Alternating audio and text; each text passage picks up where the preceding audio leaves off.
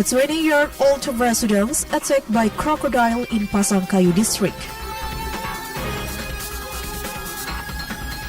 A civil apparatus determined a suspect for BOA's fund corruption.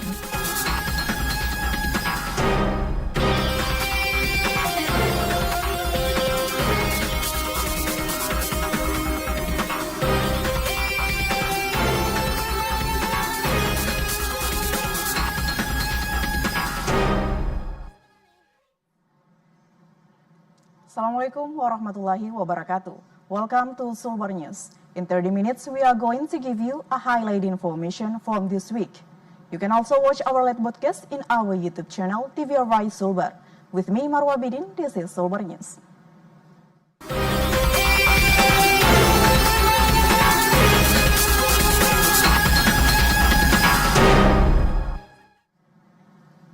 A 20-year-old resident identified as Andreas, student from Kowondo in Pasangkayu district, was discovered deceased after being attacked by a crocodile in the river, approximately 3 kilometers from the incident site. The individual was reported missing while searching for penja fish with his friend Ismail, aged 22, on Wednesday, 30 October in the afternoon. The Joint SAR team received a report from local residents and promptly initiated an evacuation procedure. The victim was floating on the surface of the water with serious wounds due to crocodile attack. The search process was conducted by a team of 28 personnel from various agencies, including Basarnas, military, and the local community, prior to being attacked by all over the body. The victim was taken to a funeral home in the vicinity of Larian River following the evacuation of the body. The SAR operation was officially declared closed at 9:30 p.m. Central Indonesian Time. The family and local residents expressed their grief over the tragic incident, which serves a reminder of the dangers posed by crocodiles in the river. Darmawan reported. The Majene Police Research have identified a suspect in corruption case involving the Majene Youth and Sport Education Service.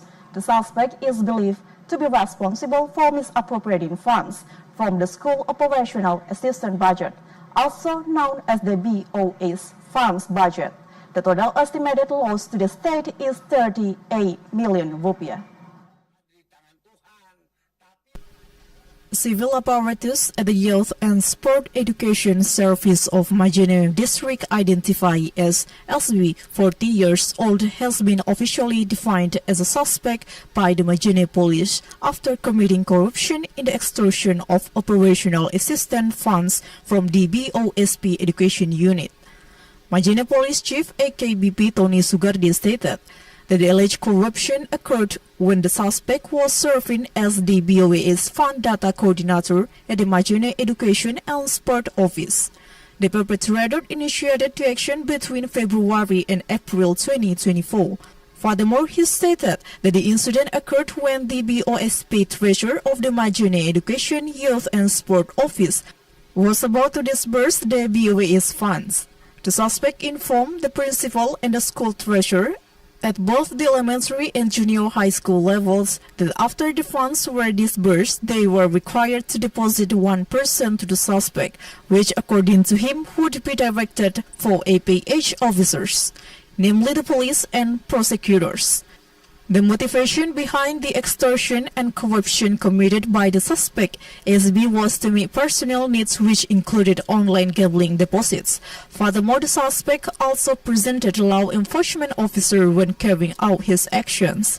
AKBP Tony Sugardi stated that the perpetrator was charged under Article 2, Paragraph 1 of Law of the Republic of Indonesia, number 31 of 1999, as well as amendment. In addition, the perpetrator will be charged under other laws concerning the eradication of corruption, which carries a minimum prison sentence of 4 years and maximum of 20 years, or a maximum fine of 1 billion rupiah.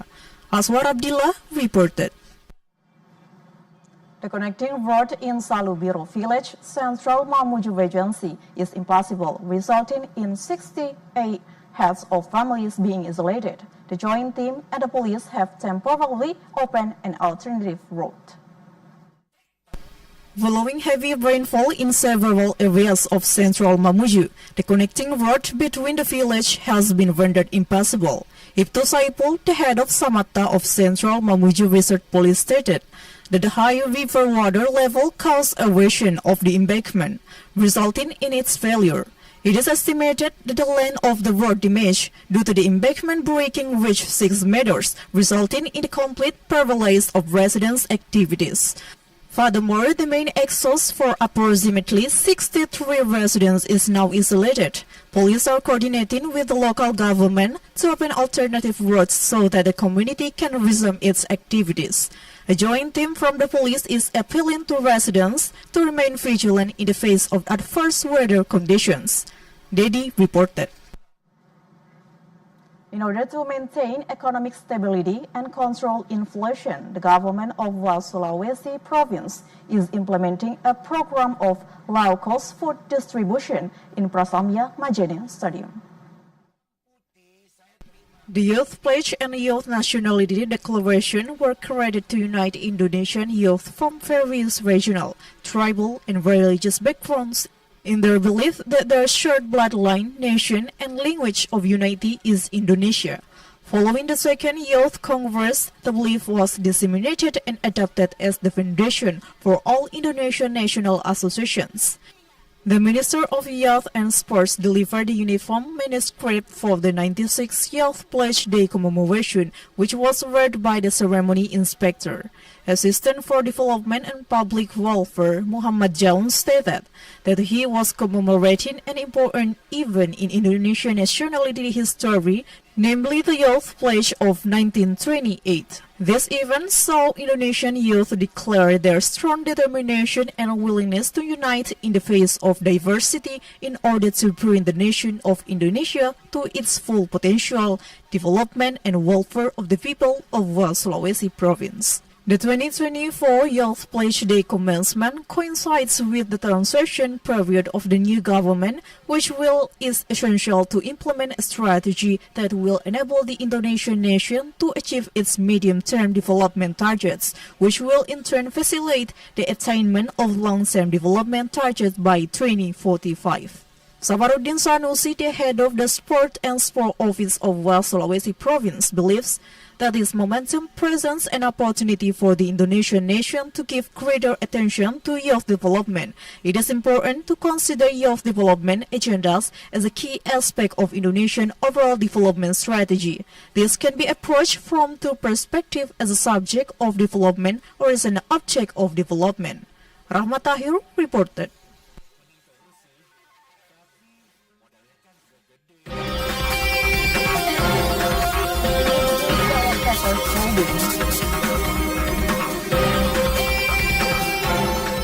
Public debate of candidates for governor of Sulawesi in 2022.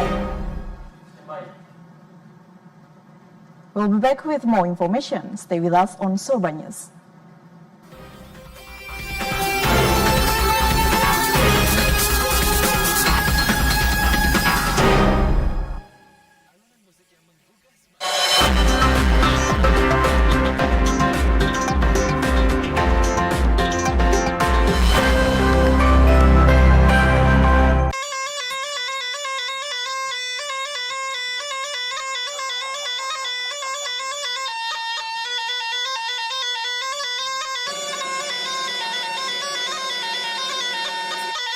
Budaya warisan leluhur yang masih terjaga hingga kini, tak lekang di gerus zaman.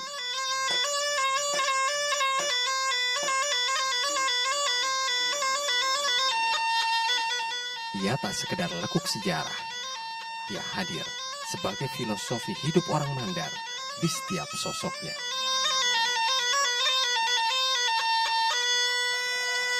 Di dalamnya mengandung budaya, seni, dan mistis tercampur menjadi satu.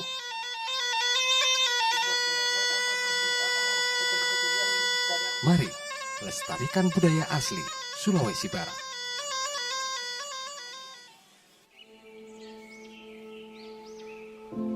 Taman Nasional Tanjung Puting. Disinilah lokasi kami tinggal dan hidup. Hutan hujan tropis di Kalimantan adalah rumah bagi kami, orang utan. Orang utan inilah yang satu-satunya peninggalan nenek moyang kita, dan sangat disayangkan apabila kita tidak melindungi dan mengetahui apa sih orang utan itu. Kita harus melindungi dari kepunahan dan untuk menjaga kelestariannya. Jagalah kami dari kepunahan, agar tak hanya dongeng yang menjadi warisan.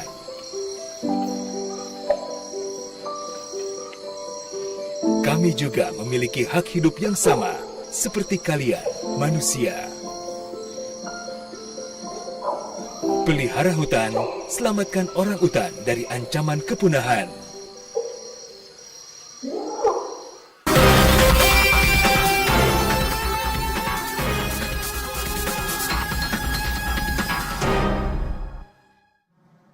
Welcome back on Sulbar News. We move to another information.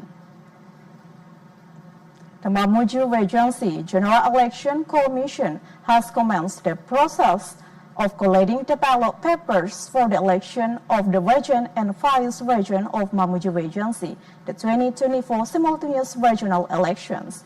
The total number of ballot papers is 199,322 seats.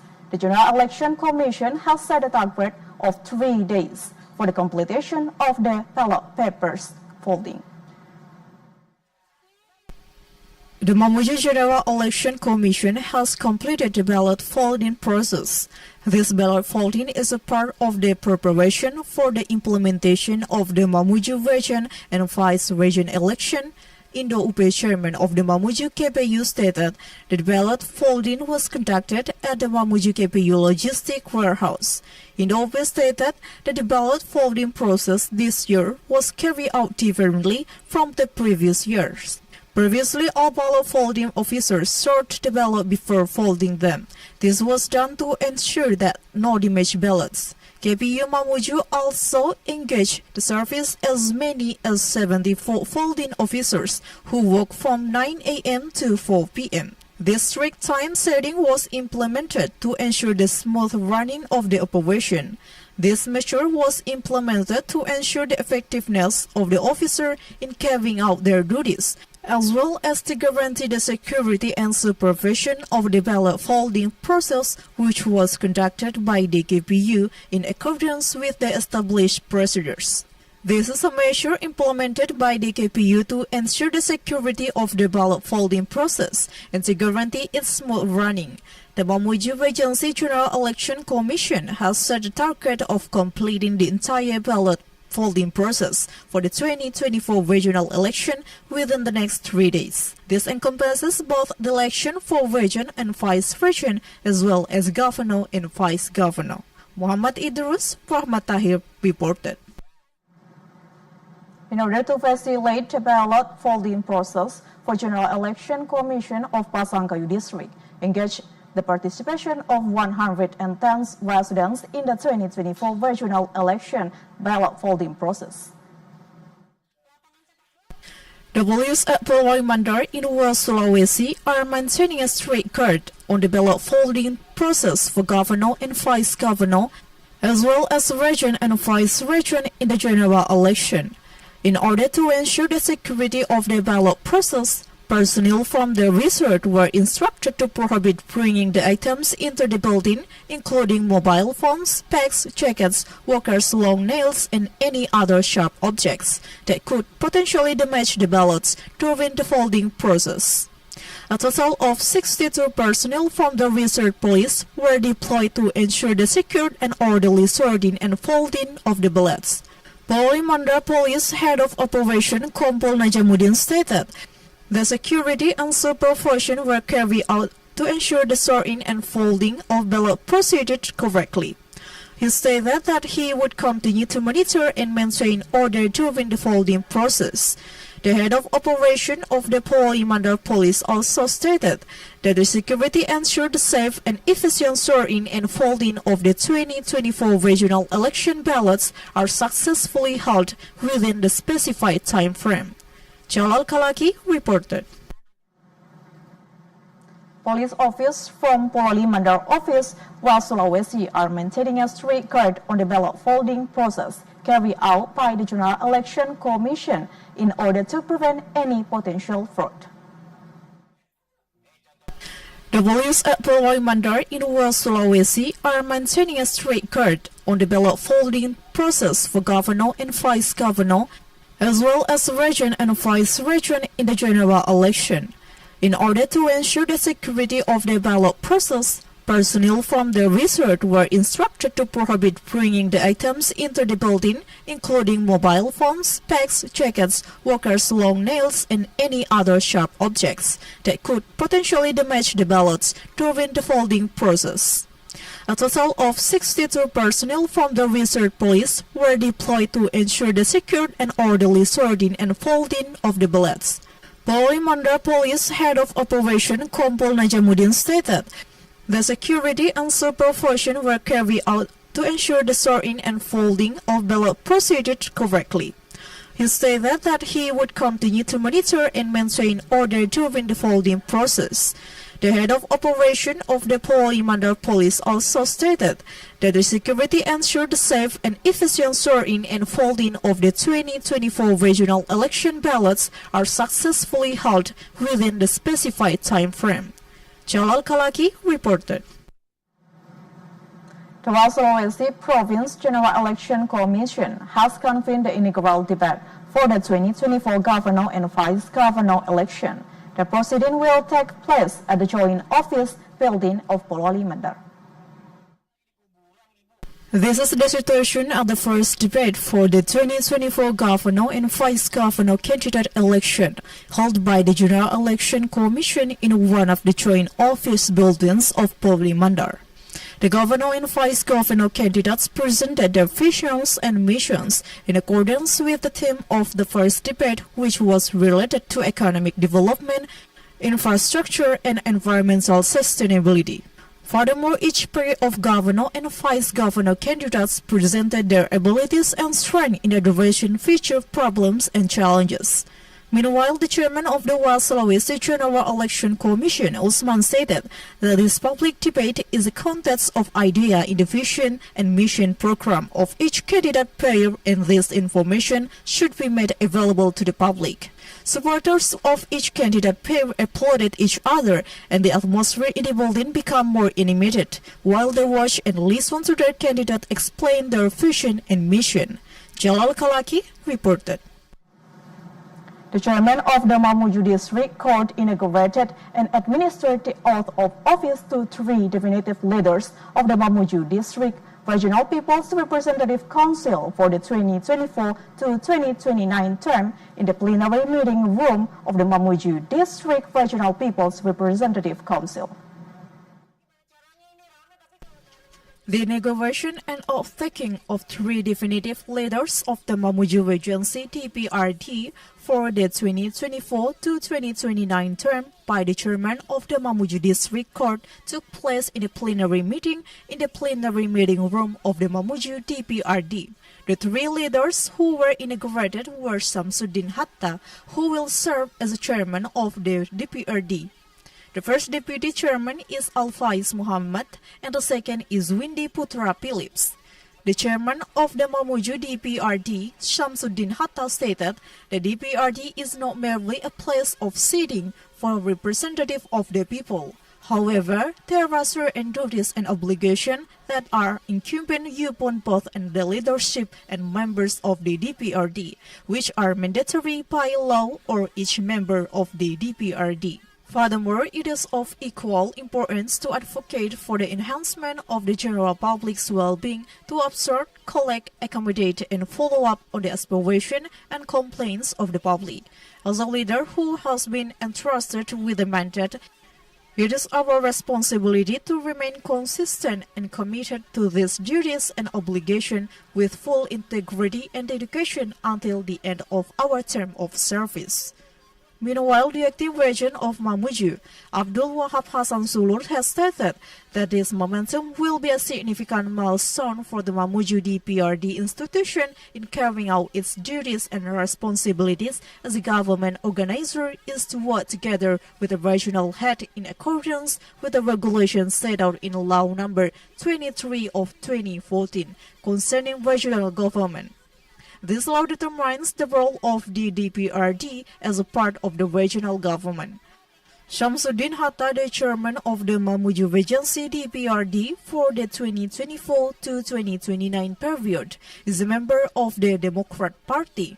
The deputy chairman are Al-Faiz Muhammad, a politician from the PDI Perjuangan Party, and Windy Putra Phillips, a young politician from the Nasdem Party. Muhammad Shafri reported.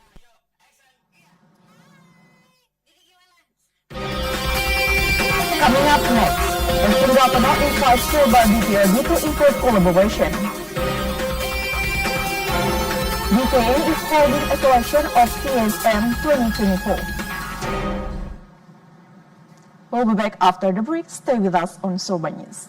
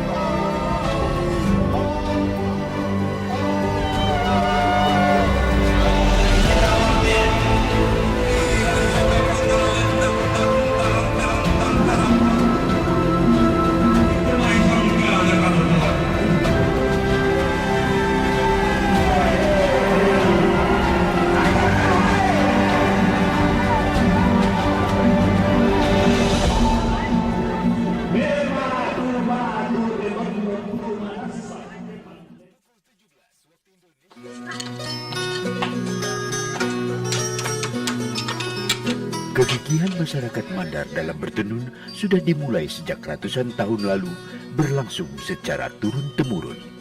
Perangkat tenun yang digunakan baik kayu pemintal, pewarnaan benang, dan pemeliharaan ulat sutra semua diambil dari tanah leluhur yang ada di sekitarnya. Lestarikan tenun sebagai budaya milik bangsa.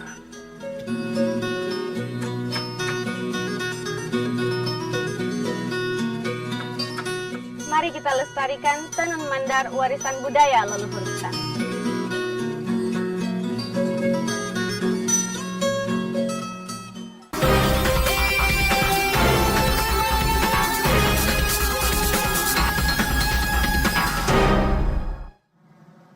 Welcome back on Sulbar News. We move to another information. The acting governor of Sulawesi, Bahtiar Baharudin, extended an invitation to the DPRD of Sulawesi province to engage in collaborative efforts aimed at advancing developmental progress of Sulawesi. This information was revealed by the acting governor during the inauguration and oath-taking ceremony of the DPRD of Sulawesi province at the DPRD office in Mamuju, Sulawesi. The four leaders of the Sulawesi province who were inaugurated for the term 2024 to 2029 are Amalia Fitri Aras, who was appointed as chairman. The position of first vice chairman is held by Suraida Suhardi, the second vice chairman is Munandar Wijaya, while Abdul Halim served as the third vice chairman. The acting governor of Sulawesi, Bahtiar Baharudin, made remarks at the plenary session of the Sulawesi DPRD and administered the oath revealed that all the newly inaugurated leaders of the Provincial Legislative Council are highly qualified individuals of the highest integrity. According to Bahtiar, this represents a new phase for the West Sulawesi TVRI in addressing the challenge of the next 5 years. It is therefore the TVRI and the government of West Sulawesi province are one and the same entity and cannot be separated. Especially the provincial government represents the central government in the region and must therefore align with the direction of national policy. Meanwhile, the chairman of the West Sulawesi TVRI, Amalia Fitri Ara, stated that the duties and responsibilities are challenging but also highly rewarding as they enable the realization of community aspiration and the advancements of public interest. She believes that future challenge will become increasingly complex and that innovative solutions will be required. This will need to be developed through collaboration with all parties, including the government of West Sulawesi province. This trust must be maintained and realized through hard work and high dedication. Amalia Fitri believes that a solid level cooperation between the TVRI and the executive and all elements of society and Forkopimda in this region can achieve common goals for the welfare of the people in accordance with the regional development plan. Amalia Fitri Aras, also a member of the Golkar Party, encouraged all leaders and members of the West Sulawesi TVRI to maintain the commitment to excellence and enhance the reputation of the legislative, which has historically faced criticism from various segments of society. Rizaldi Safitri reported. The Technical Implementation Unit of the State Civil Agency is holding a selection test for candidates for State Civil in 2024 in Mamuju. The selection test will be conducted in 4 sessions, with the objective of selecting candidates for State Civil who will fill the personnel quotas for several ministries and agencies, including West Sulawesi TVRI. A number of participants took part in the selection of candidates for the state civil apparatus at the UPTBKN building in Mamuju, West Sulawesi. The selection process was conducted over 4 sessions, held daily from 16 October to 16 November 2024. Choice, the head of the UPTBK in Mamuju, stated that his party facilitated the selection activities in cooperation with related agencies, including the medical team and the police. All participants were provided with test questions comprising 3 selections, TWK, TU, and a personal characteristic test, or TKP. The test comprises 110 questions, which must be completed by participants within a 100 minutes time period. It is expected that all participants will adhere to prescribed sequence of tests and conduct themselves in orderly manner. JICE confirms that all facilities have been prepared as much as possible to optimize the state civil apparatus selection. BKN Mamuju would like to emphasize that the entire selection process is free of charge.